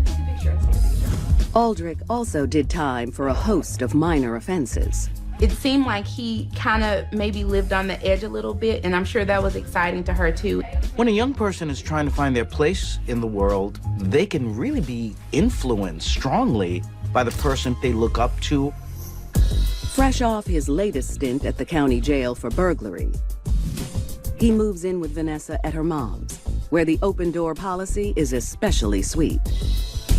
Aldrich had the company of a young lady, and he also didn't have to get a job. He had a free place to stay. He was hanging out, go out when you want to, do whatever you want to do. With plenty of free time to spend together, neither of them seem compelled to change their situation anytime soon. When two people get together unemployed, they now have a lack of direction 2 times over, and therefore they continue to be unemployed, and they don't know where they're going. They had a house that was being paid for by somebody else, so they didn't have bills. They had somebody to feed them and take care of them and keep a roof over their head. But after a month of playing house, Aldrich tells his girl he's got an idea on how to get them some cash. Look, sweetheart, got a plan for us to get a lot of money. The plan involves his buddy from prison, Darren Yeager. Darren and Aldrich met in custody, met while they were in jail on unrelated charges to each other. Before Aldrich's release, the two had multiple conversations about the man who Darren says landed him in the joint. Because of a snitch named Randy. A few months earlier, 49-year-old Randy Betts had let Darren crash at his place. But things turned ugly when Darren stole a knife from Randy's weapons collection and used it in a drug deal. He's a real collector. He's got all kinds of knives and guns and every single thing you could think of. And somebody was killed. Darren was a suspect on that. Randy figured out really quick what had happened, and as a result, he notified law enforcement. They had him as a witness. Randy not only gives Darren up to the police, but he's set to testify against the seething inmate in his upcoming trial, giving prosecutors a clear shot at convicting Darren. One favor, he snitched on me, make sure he dies. And the fewer people you have to testify against you, the better your chances of getting off. Now, Vanessa is all ears as her boyfriend lets her in on how he plans to help his friend get out of jail and make it worth their while. So Darren also let him know about the valuable guns that Randy had at home. The plan was to go to Randy's home and to rob him and to make it look like a robbery gone wrong and to kill him in the process. With Randy gone, Darren will walk, and we can keep everything we get in the house. It's a big job, and Aldrich tells his girl he wants her by his side as he executes the heist. I'm sure Aldrich told her how much he needed her, and we need you to do this, need you to do that. And I would imagine he trusted her, and I would imagine there's a part of her that felt like that would be something exciting to experience. I can do this. I'm good. Great. Vanessa's response was to go along with it. They'd been spending an awful lot of time together, and she was just along for the ride. When a person takes control, they become a leader in the situation.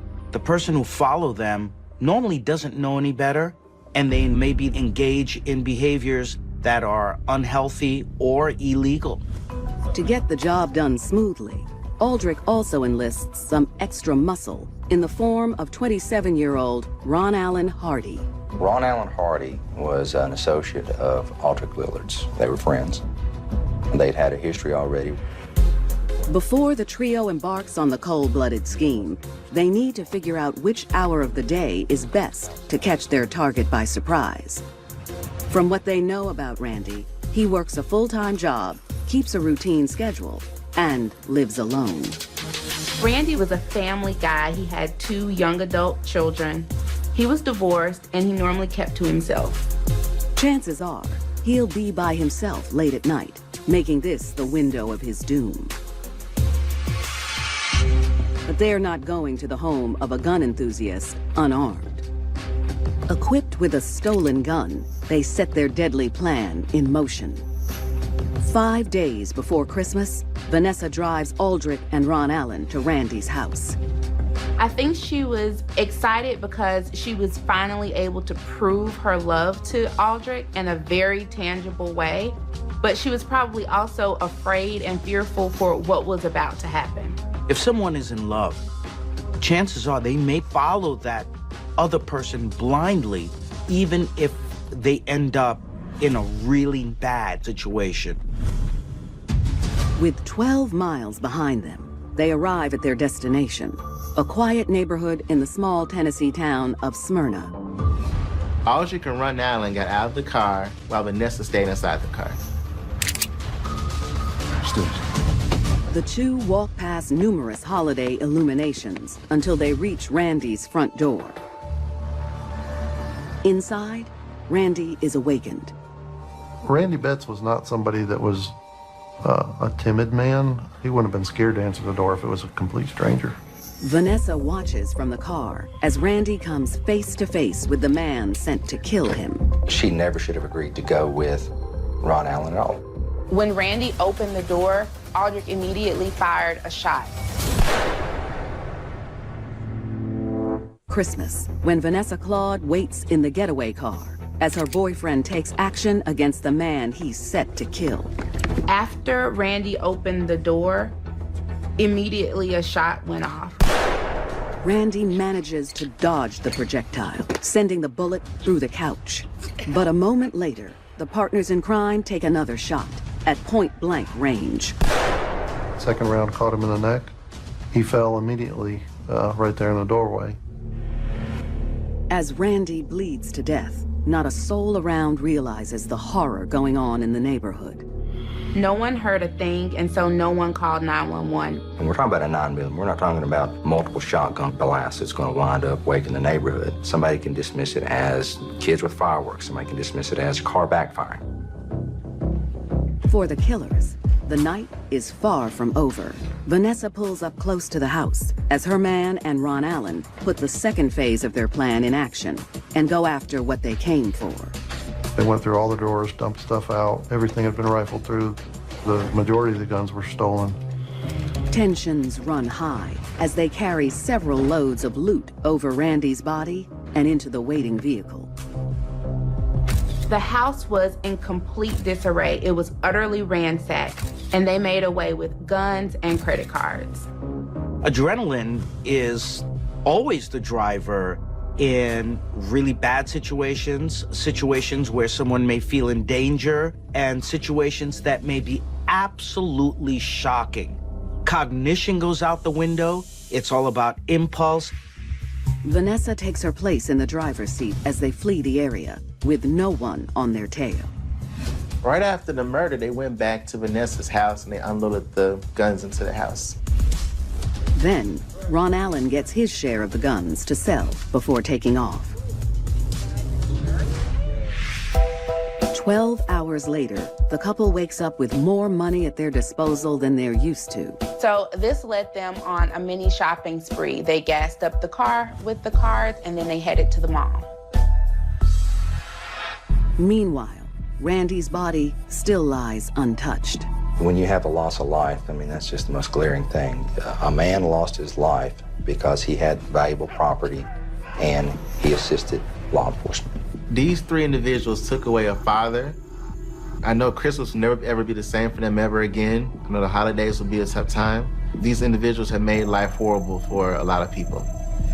The following day, his 19-year-old daughter shows up at the front door with a gift for her dad. She had trouble opening the door because she didn't realize his body was laying right behind the door. Finally, she's able to wedge the door open just enough to enter into the most horrific moment of her life. Her father laying lifeless, eyes wide open, in a pool of drying blood. She was in such a hysteria, she dropped her keys on the sidewalk when she found her father dead. In a panic, she runs next door for help. Minutes later, first responders are followed by crime scene investigators. We realized as soon as we went in the door, no forced entry, we were able to start formulating what our theory was and what kind of situation we had. First thing they see, obviously, is the location of where Randy was found, indicating that he was shot right at the door, which was really one of the big keys to them to let them know that, we're dealing with a true homicide. As the homicide investigation ignites, 13 miles away in Antioch, Vanessa and Aldrich are already reaping the benefits of the stolen credit cards. But every swipe of the blood money is leaving breadcrumbs behind for authorities. They purchased gas, and then they went to a mall, and they began purchasing items. A clerk there noticed the fact that this was a young woman who's using a man's credit card. He questioned her about it. Is this your card? Oh, no, it's my dad's card. Okay. And the clerk decided, well, I'm going to go ahead and make sure to get some ID from you, and he did. She showed the ID, and he penciled that in on the paperwork. And so they paid for their merchandise as quickly as possible, and they got out of there. When someone puts their name on the line, it means that they have complete tunnel vision trying to make someone else happy. Their needs now become irrelevant, and it's all about that other person. Later that same day, an unexpected source gets a hot lead on Randy's killers. The son got information from the bank that the credit card purchase had been made and immediately called the detective. And then he alerted me, and we got into action to go up there to determine who made the purchase. He was able to describe Aldrich as a short black man and describe her. I was actually able to give us a description of the clothes that she was wearing. Because the clerk had been so savvy and requested Vanessa's driver's license number, he also wrote down her address, which led detectives right to her mother's house. This was a turning point in the case because they knew that Vanessa was involved in some way because she had Randy's credit card. Less than 48 hours after the murder, the sheriff's department assembles a team to hightail it to the Claude residence to interview the unauthorized user of the victim's credit card. Inside, Vanessa, her mother, and Aldrich go about their day when they're confronted with the unexpected visitors. Who is it? When the police knocked on the door, the first thing they heard was a male voice. When police announce their presence, Vanessa answers the door, while Aldrich runs to hide. She stood there and she dealt with the police. But she denies knowing anything about a man's voice. Yes, ma'am. Whose male voice did we hear? I need you to tell us the truth. Where We know there's a male in the house. There's no question. They're obviously hiding him. So we need to get in the house to make sure he's not loading up and ready to take us out. But Vanessa's devious efforts to keep police from finding Aldrich are quickly shot down by the woman of the house. They eventually were able to gain entry because it was her mother's residence, and she allowed the police to do a search. And the hunt for their male person of interest doesn't last long. And later, Mary Ann Arnold is possessed by a jealous rage after hearing the father of her kids has his sights on another woman. Are you messing with Al? They planned on kidnapping Lois and just scare her. Mary Ann would go to any lengths to keep her relationship together with Al. Cracked down for using a dead man's bank card. Vanessa Claude tries to shield her man from inquiring police officers. There's no one else here. Until her mother allows them to search the house. Come in. So the police went inside and they began to search around. They eventually opened the bathroom door and Aldrich was hiding in the shower. Freeze!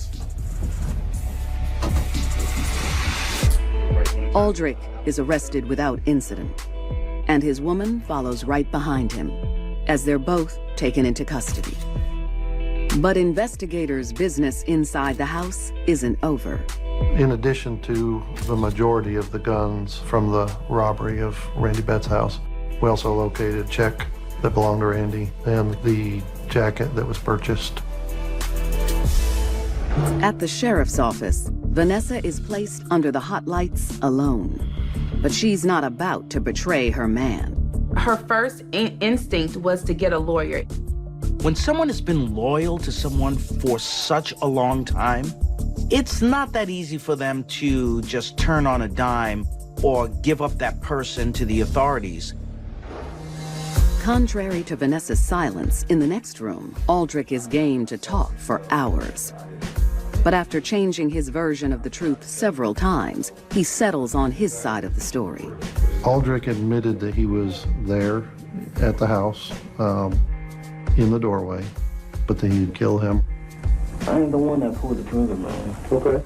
He insists there was another mysterious person present, named L, who made the deadly move, never giving up his friend, Ron Allen. Then they went in the back or something. Then when they came back, he had the gun to his head. You know what I'm saying, the back of his head. And all I know is shots was fired.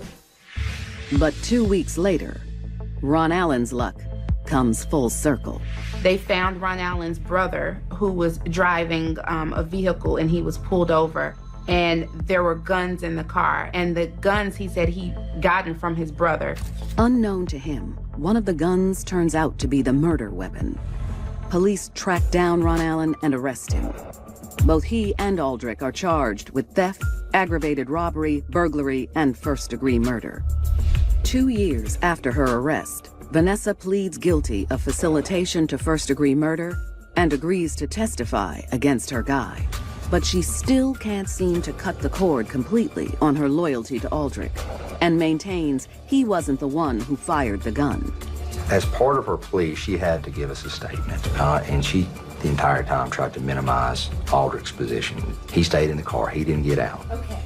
Up until the end, she protected him as long as she possibly could, and thereafter. Nothing to do with this.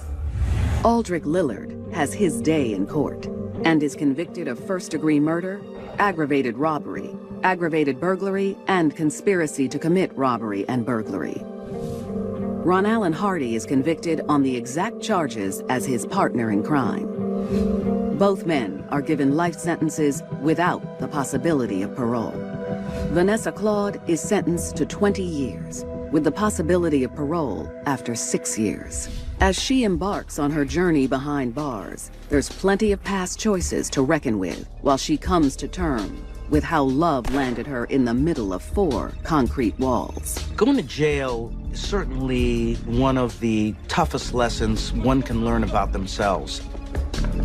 This incident speaks volumes about Vanessa because she went through a lot to try to protect Aldrich. Unfortunately, she was putting all this energy toward the wrong kind of man. Vanessa could have really stepped outside of herself and realized that even though what she wanted was love, it shouldn't have come at the expense of a lost life.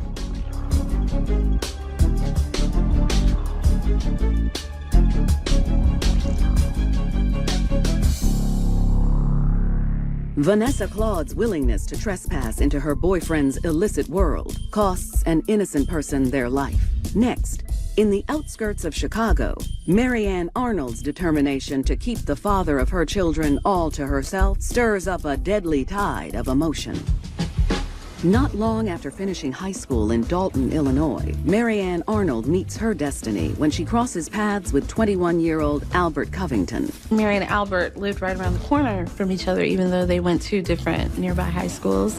Good, how are you? Albert, nice to meet you. Albert was attractive, he was clean cut, someone Marianne was very interested in meeting. Pleasure meeting you.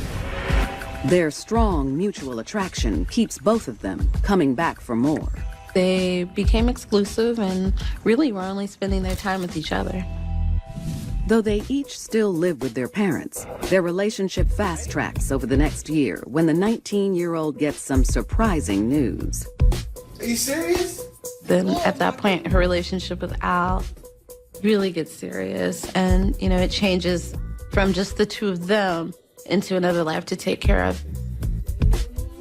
When a child is involved, it certainly will make that relationship much tighter. It does amplify the emotions in that relationship, for better or for worse. Marianne's parents show their support by financially securing an apartment just a few miles away in Phoenix once the baby is born. Despite the lack of sleep that comes with newborns, it doesn't seem to kill the mood for the young lovers. Well, after the first child, Marianne and Al's family grew quickly. There were 2 more children who came along. And with more mouths to feed, the couple finds less and less time for love. What is this? The dynamics of their relationship changed. What is what? Why does my house look a mess? A lot of the stresses of life, being a parent, weighed heavily on them. Marianne gets a job and becomes the breadwinner. Pick everything up. It's no longer just about them and having fun. It's really about making money and taking care of the children. It's a lot of pressure. But try as they might, 5 years in, Mary Ann's love isn't enough to keep Al by her side. As the relationship went downhill, Al decided to take a break from the relationship and move out of the home and move in with his parents again. What are you doing? Ow! When two people fall in love, especially at a very young age, as time goes by, certainly we see that they may begin to outgrow one another. They went into that relationship when they were kids, and now they are growing into adulthood. Alone with the kids, the now 23-year-old doesn't take the separation well and looks forward to the potential of them eventually working through their issues. She didn't see Al moving out as the end of their relationship. She still cared for him, still believed they were dating, still believed they were together, had feelings for him. When a relationship has a breakup or a separation, the person who didn't want the relationship to be over in the first place is really upset. But they become even more upset when there still does appear to be hope. But unfortunately for Mary Ann, distance doesn't seem to make Al's heart grow fonder. A few months after living separate lives, the single mom gets wind of something through the grapevine that puts her over the edge. Al is dating Lois Thomas. What are you sure? Mary Ann heard through mutual family and friends that Al was moving on. It's possible if Al starts dating someone else that she may never get him back. The 20-year-old is an acquaintance of Mary Ann's, who works at the local daycare center, making the alleged affair especially hard to swallow. Mary Ann saw Lois as a threat. Lois was a very beautiful young lady. She had a job, she was going to college, she had everything going for her. Except getting on Mary Ann's bad side. The thought of losing Al for good cues the 23-year-old to mark her territory. Mary Ann wanted to scare Lois so that she wouldn't want to have anything to do with Al anymore. Mary Ann will not rest until she knows that he is only with her. Conflict is rising in Phoenix, Illinois, after single mom Mary Ann Arnold gets wind that the father of her children is dating 20-year-old Lois Thomas. Mary Ann confronts Al about his relationship with Lois, and Al tells her they are just friends. What's this I hear about you and Lois? Nothing. We just hung out. Did you think I was... But Mary Ann is not buying it. She's very jealous of Lois. I want to know the truth! She wanted to really look into the fact that Al was indeed with somebody else. She wanted to find out for herself what was going on. Uncertain if her beloved Al is being honest, she dives deeper for the truth. Are you messing with Al? Mary Ann also confronts Lois about the relationship between her and Al. Lois also denies that relationship and said that they were just simply friends.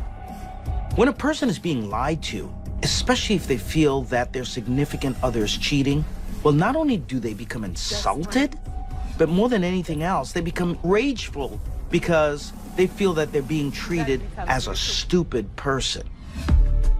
Mary Ann lets it lie for now, until her suspicions are as good as confirmed when a reliable source sheds some light on the lovers in question. Well, I saw them holding hands. A cousin of Mary Ann told her that Al had been seen at the movie theaters with Lois, and that set her off. She was pretty upset about that. Jealousy, that green-eyed monster, can put people in a really dark place, but more than anything else, cause them to lose rational thought. Mary Ann takes matters into her own hands and decides she'll confront Lois again, just to scare her into never seeing Al again. But she'll need reliable backup, and there's no better reinforcement than her close friend, 18-year-old Evelyn Jackson. Evelyn kind of has a reputation as being tough, and she deals drugs, she owns a gun. What's up? So what we gonna do? We gotta teach her a lesson. We gonna see her, we gonna rough her up. She knew how to handle a situation if there was a problem. She was the person to go to. Evelyn is game to scare Al's other woman if they can manage to run into her alone. A few days later, bright and early on a Monday morning, Marianne rises with the sun and heads to Evelyn's house. Evelyn was not expecting company that morning. However, Marianne came in the house and said this is the perfect time to put our plan into action. Get your gun, we gotta go. Let's go. And they planned on kidnapping Lois and just drive around in their vehicle and just scare her into staying away from Al. Armed with a handgun, the pair sets their scheme to keep Lois away from Al in motion. And because there's power in numbers, they pick up another friend along the way, 16-year-old Catherine Amos. After driving 7 miles to Calumet City, they pull up outside of Lois's house, where they wait. 20 minutes later, at 7 o'clock, their target appears. So when Lois comes out to get in her car and leave to go to work, the 3 girls are there and they pounce. Get out! Get out of the car! They approach her at gunpoint, take her out of her vehicle, and bring her into the other vehicle. Marianne takes off, while Lois is sandwiched between Catherine and Evelyn in the back seat. The 3 of them start fighting while Marianne is driving the car, accusing Lois of taking Al away from her. Lois grabs for the gun that Evelyn has, and that's when the gun accidentally goes off and shoots the driver's side window. What the hell? Marianne freaks out and she pulls over and decides that she's going to get in the back and take control. While Evelyn drives, things get even messier in the back seat. Marianne takes the weapon and strikes her in the head, causing her to bleed. At that point, Marianne decides that she needs to get to a secluded area where they can try and scare Lois even more. Soon, the group arrives alongside a lonely section of the Calumet River. So the girls pull up in the back of the docks and they force Lois to get out and start walking down along the river. Marianne had a wooden cane with her that she brought out of the car. Evelyn and Catherine stand nearby listening, while Marianne and Lois continue their verbal fight over Al. Marianne orders her captive to get into the knee-deep water, but she resists. Lois tries to escape, but doesn't get far. That's when Marianne expels her rage in full force. Marianne was ruthlessly beating Lois with a cane. Evelyn and Catherine were standing nearby, basically frozen, unsure of what to do at this time. Lois starts pleading for her life, and at some point she breaks away. She starts running. She knows that she has to get away from there, or she may die. But Marianne is determined to have the last word, for the sake of the man she's not willing to let go. She grabs a bag that has a knife, Christmas lights, a telephone cord, and a hammer. Marianne just goes wild. It was savage and shocking the way things went down.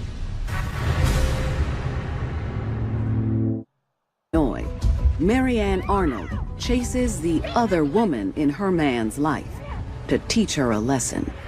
While Catherine stays with the car, Marianne and Evelyn quickly catch up to Lois and open their bag of tricks. Hold her down. Marianne gives the Christmas lights to Evelyn and tells Evelyn to make a knot, which Evelyn does. At this point, Marianne just goes wild. She takes the Christmas lights, ties it around Lois's neck, and starts to choke her. Lois at this time is overpowered. She's scared. She's struggling. She is in fear for her life. Then the plot takes a savage turn when Marianne pulls out the hammer. At the very same time that Marianne is choking Lois, she's using the hammer to strike her about her head and her legs repeatedly. Bloody and weak, Lois loses any fighting chance at surviving Marianne's wrath. Marianne takes a large boulder and smashes her head with it. We gotta move her. The 2 women then dump the unconscious woman in the river to die. Then, the predators meet up with Catherine back in the car, as Lois's life sinks to its end. So terrible tragedy that such a young life was lost. Lois was a great young lady, and just an absolute travesty. Nearly 3 hours later, Marianne and her crew keep their secret underwater.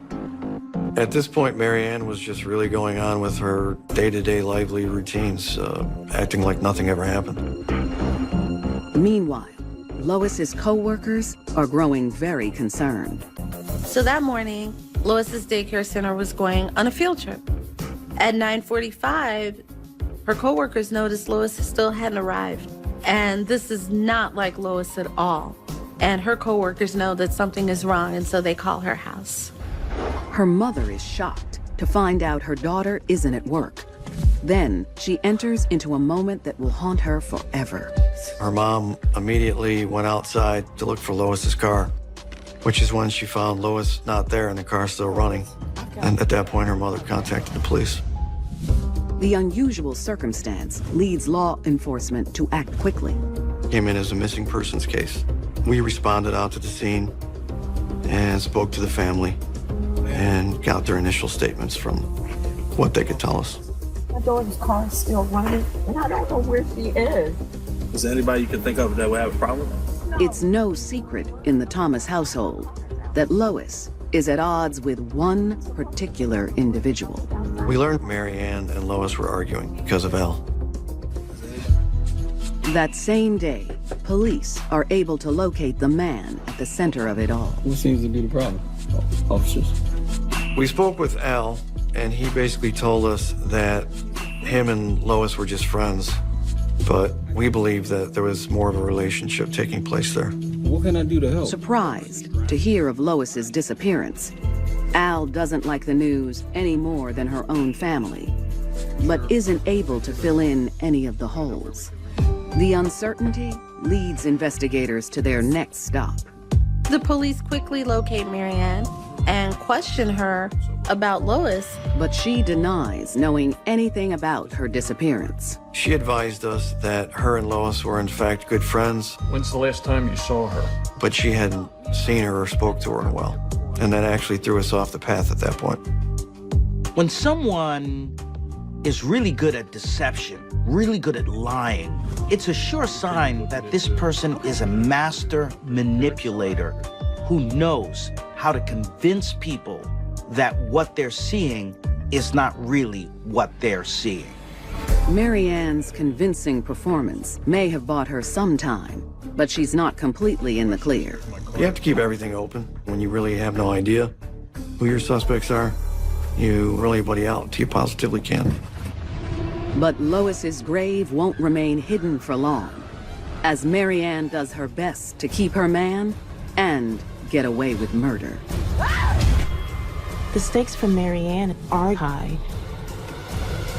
She loved Al. She wanted him back in the family.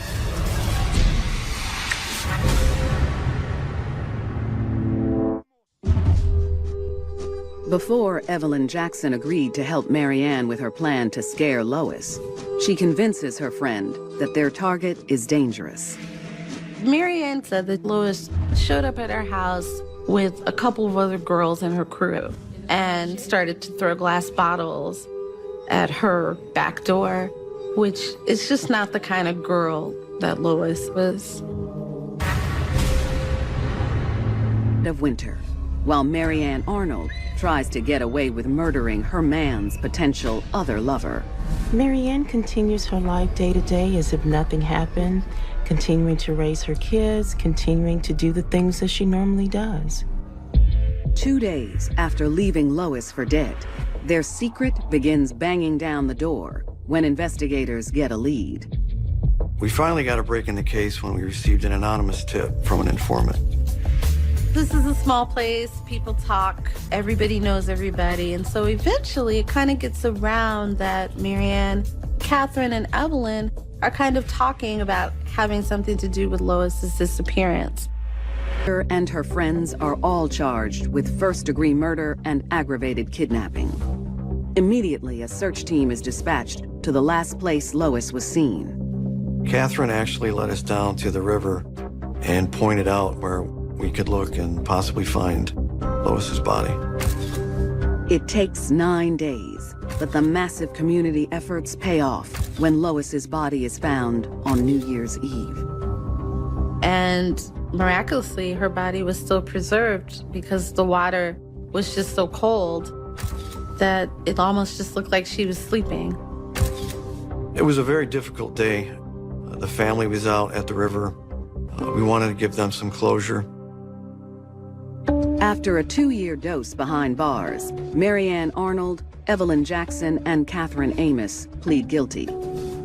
Facing the death penalty, the woman who started it all takes the opportunity to speak her mind. At sentencing, Marianne stood up and faced Lois's mother and said that she was sorry, she never meant for any of this to happen, and that she wished that she could forgive her.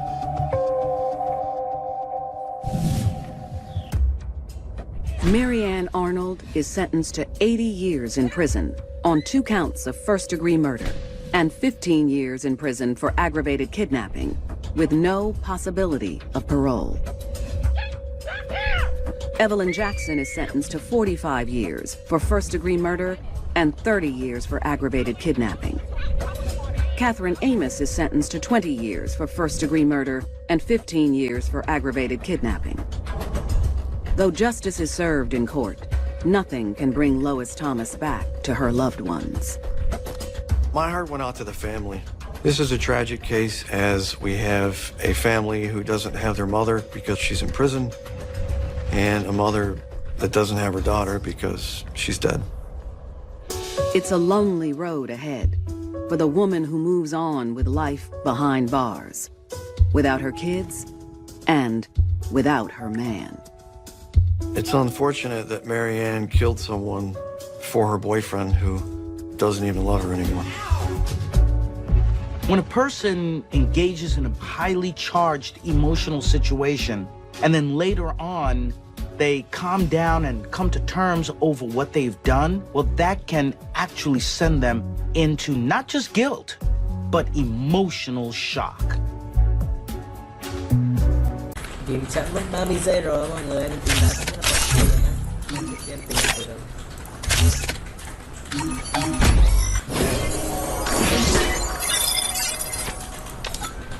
Mình check lại cái cam đấy nha mọi người. Bạn nào? Đừng đụng bạn nào. Yo. Cần tiếng kỳ dương.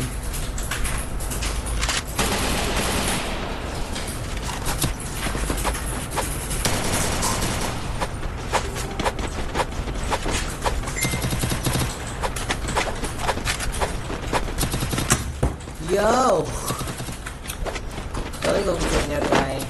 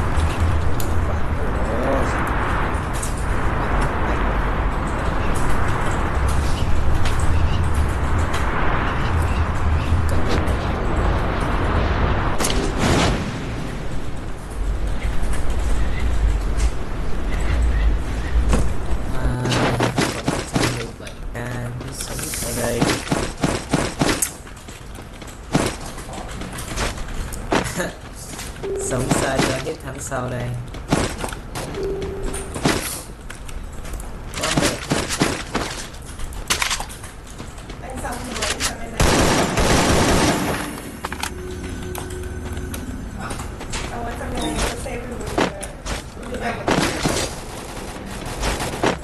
Quay nó lại không có cái gì chê đây, do người quay hết tất cả lỗi lầm, mọi thứ đều do người quay cả.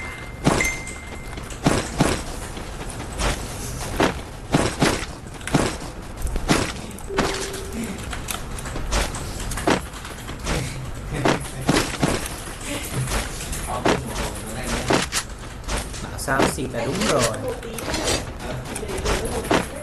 Đây, họ gì ha.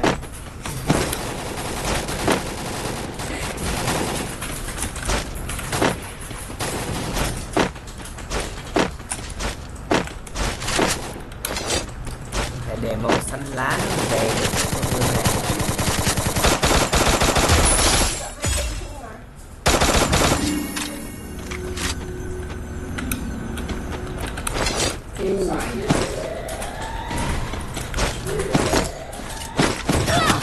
bắn quá ghê. Ê lát.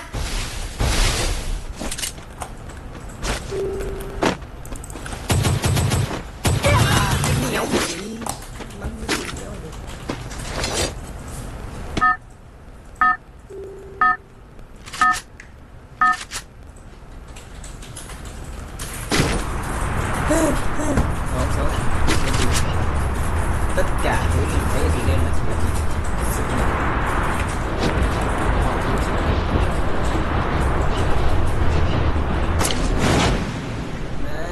Thầy đủ quá không phải cúc. Nào bây giờ lấy xuống này. Đây phải em lấy xuống luôn mà. Quá chi giờ.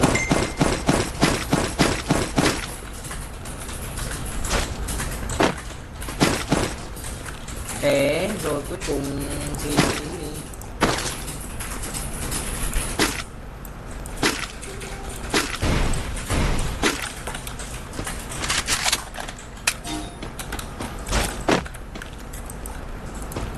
nó lấy hết súng luôn rồi, bọn chị không nạn vậy.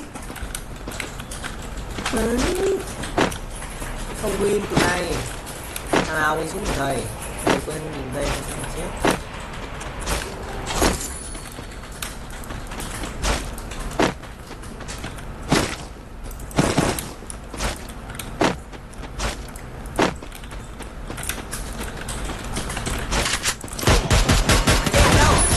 Kill. Tuổi con thì con.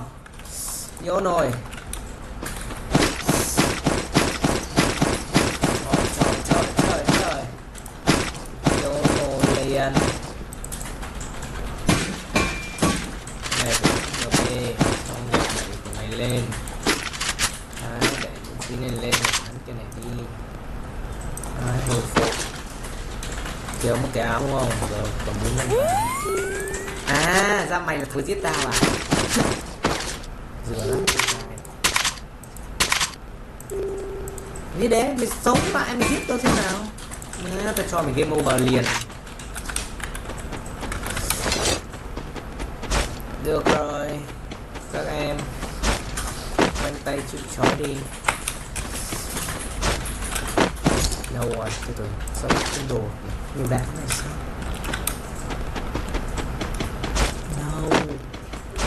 Đéo anh em ơi, mua gấp một ghế áo ba đó là mua bánh.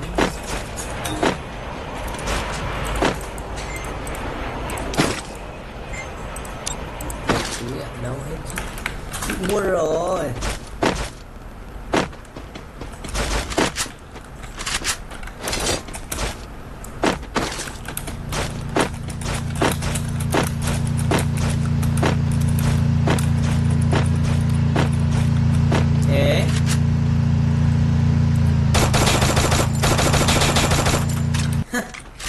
Hay lắm. Triple kill. Đứng lại ơi, mày đứng lại mày xỉa ra thế nào? Đứng lại coi. Không nằm rồi. Không có bắn đó mà. Vô nồi. Đợi xíu đợi theo. Đâu vừa rồi. Ok.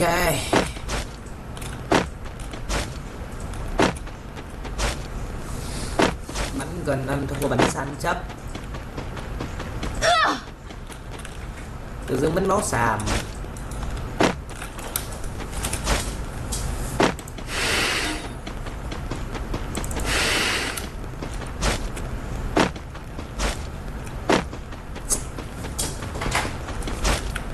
Lấy thêm cái ép máu. Tối nay thì đánh rất là quá lắm, quá nhiều.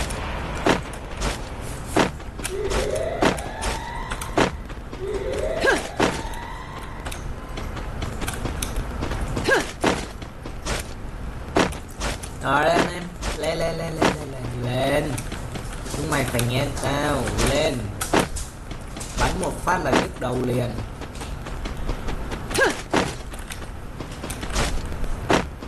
Được rồi, tới cái chuyện này.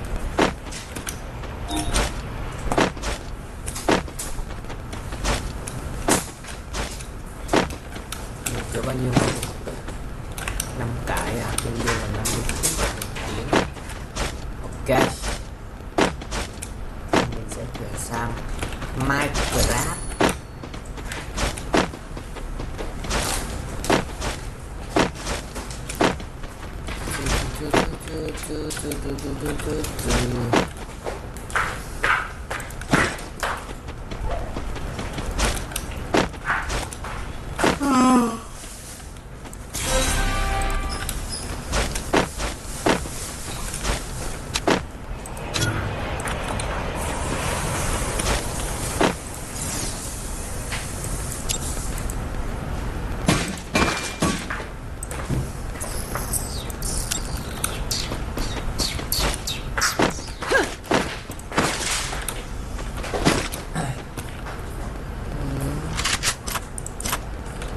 Không thấy thằng nào hết vậy. Tụi bay chơi game mình đúng để. Được quá.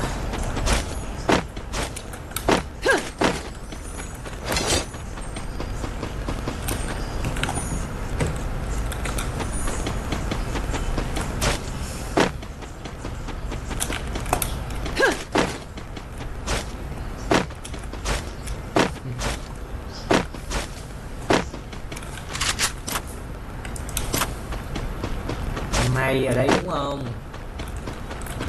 Thì ra là vậy.